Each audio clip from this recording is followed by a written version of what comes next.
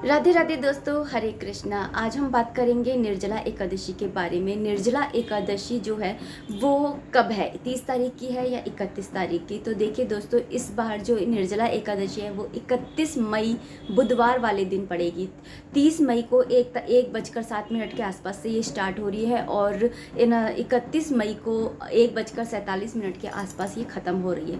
तो जो एकादशी होती है, मतलब जितने भी हिंदू धर्म के अनुसार जितने भी 30 त्यौहार होते हैं वो उदय तिथि के अनुसार बनाए जाते हैं। इस हिसाब से भी एकादशी जो है वो 31 मई की रहेगी। और दूसरा, जो एकादशी का व्रत होता है वो उस एकादशी का व्रत किया जाता है जो द्वादशी से जुड़ी हुई होती है, क्योंकि एकादशी का व्रत का जो पारण होता है वो द्वादशी वाले दिन किया जाता है।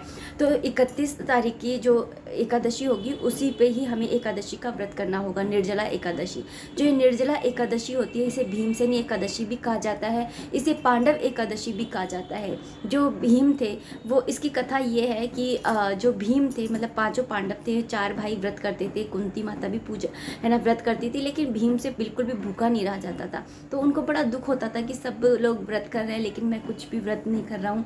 तो उन्हें बड़ा दुख होता था। तो उन्होंने व्यास जी से पूछा कि मैं ऐसा क्या करूँ। तो व्यास जी ने उन्हें कहा कि ना आप है ना ये एकादशी जो निर्जला एकादशी होती है, निर्जल, इसमें नाम से ही पता चल रहा है कि निर्जला एकादशी, यानी कि इसके अंदर हमें पानी की एक बूंद भी नहीं पीनी होती है। तो इस व्रत को अगर आप कर लेते हैं तो आपको 24 एकादशियों का व्रत का फल मिल जाता है। एक साल के अंदर 24 एकादशी पड़ती है, लेकिन जिस साल अधिक मास पड़ता है, जिसे मल मास या पुरुषोत्तम मास भी कहते हैं, तो उस मास के अंदर 26 एकादशियाँ पड़ती हैं। वैसे है ना 24 एकादशियाँ पड़ती है, जैसे कि 2023 के अंदर 26 एकादशियाँ पड़ने वाली हैं, क्योंकि इस साल अधिक मास रहेगा, सावन का महीना 2 बार रहेगा।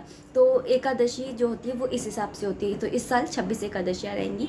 तो जो निर्जला एकादशी है वो हमारे 31 मई को रहेगी। और इसके अंदर क्वेश्चन था कि क्या निर्जला एकादशी पे ज़रूरी है कि हम बिल्कुल पानी की एक बूंद भी ना पी करके ये व्रत करें। देखिए दोस्तों, ये जो निर्जला एकादशी का व्रत होता है ये 3 तरीके से किया जाता है। एक तो होता है कि आप सूर्य उदय से लेकर के और सूर्य अस्त तक पानी की एक बूंद भी नहीं लेंगे, यानी कि 12 घंटे का व्रत आप करते हैं। फिर 12 घंटे के बाद में आप पानी पी लेते हैं, फलाहार कर लेते हैं। तो इस तरह से व्रत किया जाता है। एक होता है कि आप 24 घंटे है ना द्वादशी वाले दिन पारण करके और फिर ही आप है ना पानी वगैरह पीते हैं, तो ये होता है। और एक होता है कि आप है ना जैसे सारी एकादशियाँ करते आ रहे हैं, फलाहार पे है ना पानी पी रहे हैं और दूध चाय ले रहे हैं और फलाहार कर रहे हैं, तो इस तरह से भी व्रत किया जाता है। तो तीनों तरह से किया जाता है। जी, ये जो व्रत होते हैं ये एक तरीके की तपस्या होती है कि हम एक तरीके की तपस्या कर रहे होते हैं। तो कोई जो तपस्या करता है अलग अलग तरह से करता है। कोई तपस्या करता है भूखा प्यासा रह करके, कोई किस तरह से, कोई किस तरह से। तो व्रत जो होता है, भगवान ने ना हमेशा ये कहा है कि कुछ ना करो, उससे बेहतर है कि आप कुछ करो। और भगवान के नाम का स्मरण इस दिन जो है, ओम नमो भगवते वासुदेवाय नमः मंत्र का जाप करते रहिए। और जो पानी है और गाय का जो दूध होता है, यानी कि दूध होता है, उसे आप है ना खा सकते हैं, पी सकते हैं इस व्रत के अंदर। जैसे आप है ना अगर बिल्कुल 24 घंटे के लिए निर्जला रह रहे हैं तो आप नहीं पी सकते, लेकिन अगर आप है ना 12 घंटे का व्रत कर रहे हैं या फिर आप जैसे फलाहार पे व्रत कर रहे हैं तो आप है ना चाय दूध ले सकते हैं और है ना पानी भी पी सकते हैं। तो इस तरह से ये व्रत किया जाता है। और इसका पारण जो है वो 1 जून वाले दिन किया जाएगा। और जो 31 मतलब जो निर्जला एकादशी है उससे एक दिन पहले गंगा दशहरा भी होता है। गंगा दशहरा बहुत ज़्यादा शुभ होता है और इस दिन है ना पानी का जो है दान किया जाता है, मटकों का, पानी का, खरबूजे का, इन सब का दान किया जाता है।